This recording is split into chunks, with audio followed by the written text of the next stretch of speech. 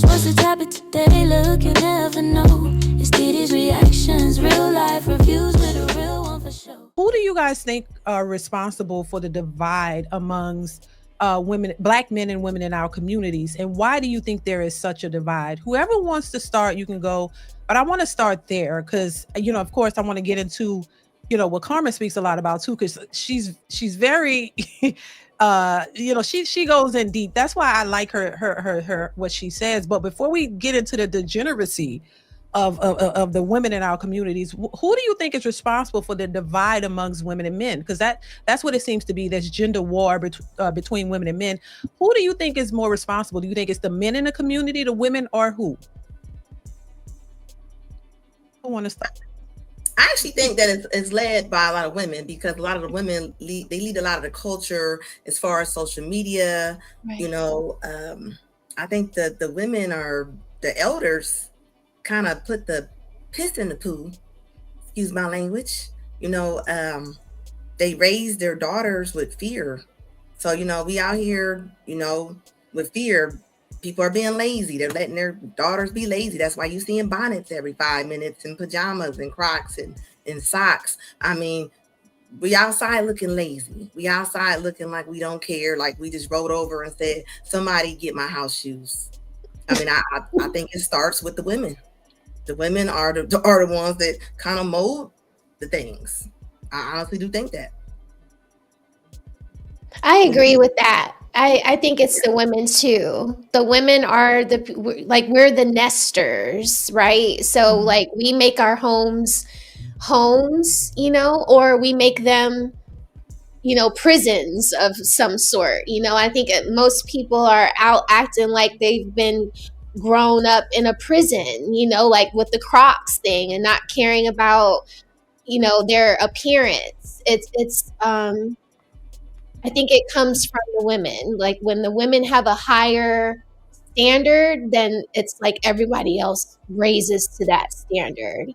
And when it's low, then everybody just, does the low thing. But until women start, getting under some instruction and, falling under a man, not so to speak, a man, maybe like listening to your father, or the brothers in your family that tell you, these things that you're doing are not conducive for the greater good of the family or the communities that they're in. I mean, yeah, everything is pea popping, and anything that's fun is good, and anything that is, anything that you have to work hard and strive for is boring and mundane, and they don't really put any thought into it, like their appearance. So yeah, you get that from your mom, I think,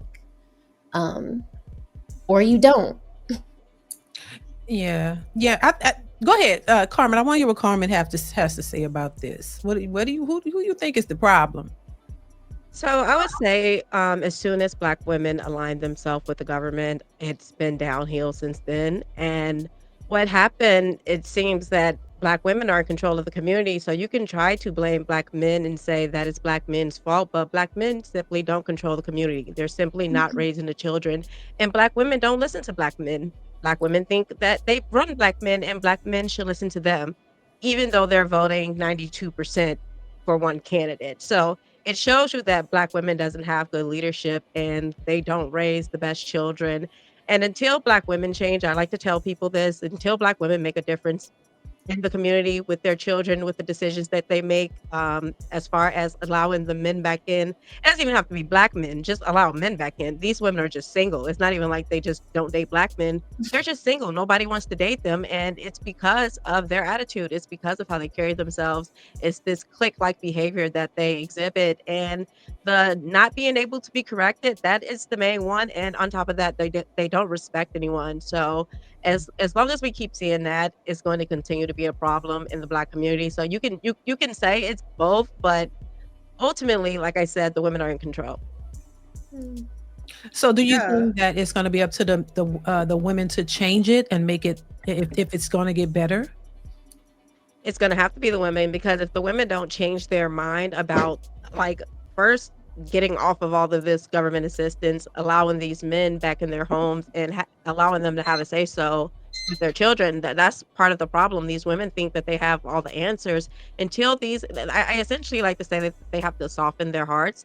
Until Black women are able to soften their hearts and allow these men back in the home, it's not going to get better. If Black women don't change, the community is done. Also, I see a lot of women even correcting their the father in front of the kids as if he's one of the kids. I see it all the time. I mean, you know, we are living in a state of it's like no correction. It's like no correction boulevard. It's like they don't. I just told a woman the other day, quit correcting your husband in front of your daughter. A lot of women don't even allow their father of their children that they pick to lay down with to give any rules or any structure. And then what I also notice is that it's not even just Black men. It seems like any person, regardless of how they look, try to correct them or at least give them the opportunity to self-reflect or any of that.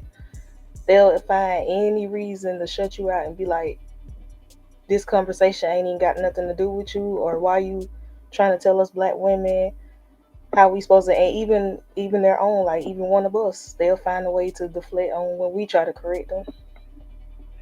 It's true. It's the sisterhood. Oh yeah. The sisterhood, bonnet crew, traveling pants, like come on. You know, the sisterhood is just ridiculous. It's just insanity. You know what I mean? Because you're only good in a sisterhood if you agree with everything that they say. The minute you have pushback, or the minute that you have something that they don't agree with, oh, you're a pick me. What I call pick me nation. We're all probably pick me's, I'm sure. Oh, yes. Because we don't agree with what we're seeing in the community, and especially amongst Black women. Sandra, did you go ahead answer that question? So, you know, the best way to really analyze something like this is to look at other communities as well. Okay. And if we look at a lot of other communities, when feminism entered the chat, you see their communities are starting to deteriorate the same way. Okay. Maybe not exactly one for one, but when you see feminism going into South Korea, you see feminism going into Japan, you see feminism going into all these different areas, and you see how the society is starting to fall apart. So if we're going to try to figure out where a lot of these problems are originating, while I do agree it takes two to tango, it takes two to destroy the community, I will say, if I analyze all these other areas, and it's feminism, the introduction of feminism, and I don't need a man, and how dare you, man, try to guide me, but then I still demand that you protect me. And we see how those societies are starting to crumble. Their birth rates are low as heck. You know, the women are outwardly just, you know, it's kind of embarrassing, but they don't even register it. They're outwardly saying how they're basically femcells and they can't even get with a man. They wish they could get with a man, but they can't get with one. And it's all rooted in that introduction of feminism. So when you had Black women and you know, honestly, like when I try to talk about the different origins of things, people misconstrue it as me placing blame elsewhere. It's not that. We can acknowledge where the seeds were planted, but we also can acknowledge that we watered those seeds. So when we had, you know, white women feminism kind of coming up, Black women, and this is something that people don't want to admit, we wanted to be as close to whiteness as possible. So when you had these white women feminists coming up and talking about how they didn't need their man and this, that, and the third, Black women wanting to be in proximity to white women started latching on to a lot of those talking points, started introducing those talking points into their home. And what we know about Black women is that we're hyperbolic, okay? We do things extra. You give us an inch, we're gonna take a mile. So they had their feminism, we took it to the next mile. And so that's why we see the destruction happening as fast and as, you know, at the scale that it is, because we wanted to be in sisterhood with the white feminists, and then we took it to the extreme. And our home lives, our communities are suffering because of it. They want comfort. They don't want solutions. And Right. that brings me. Anybody else want to rebuttal that or add to that to what she said before we move on? I'll say a small rebuttal to that. I actually I totally agree that feminism is the problem, and like she said, just going like hardcore feminism where you're just all the way to the left on, women need to be equal to men. And if you pay attention to these women, they don't want to be feminists because the moment that a check comes to the table, they think the man is supposed to pay for the bill. So they're not hardcore Right. feminists. These women are just brainwashed, and they're brainwashed to be used against men. That's all it is. They wanted to tax them and use them against men, and they're the perfect people for the government to use. And then when women that don't subscribe to that tell them like, "Hey, men are cool, men are awesome," they're like, "No, we hate men." So I think that the whole brainwashing of the woman and making her feel like that she has to equal up to a man, even though women and men, we just provide different value. It's not the Right. same. It's never going to look the same. And you don't go like have problems and think, let me go find a woman. That's just not what it is. We're going like if you're with a man and something happens, you're gonna look at him. He's not gonna look at you. He's not even he's gonna look at you to make sure you're okay. He's not going to look at you to be like, okay, what are we doing? No, you're gonna look at him. And that's just what it is. And it's okay for men to be great in those areas. It doesn't take away from a woman's greatness. And I think that's what they believe, that if they are not feminists, that they're not pro woman. Because I used to believe that. Like you don't want to I did too. women to have their rights. I used to believe that. I used to believe that, of Mhm. course, I'm a feminist. I'm a woman. Why wouldn't I be? And that's Right. kind of how it's set up for them. They're set up to believe exactly that. So, yeah.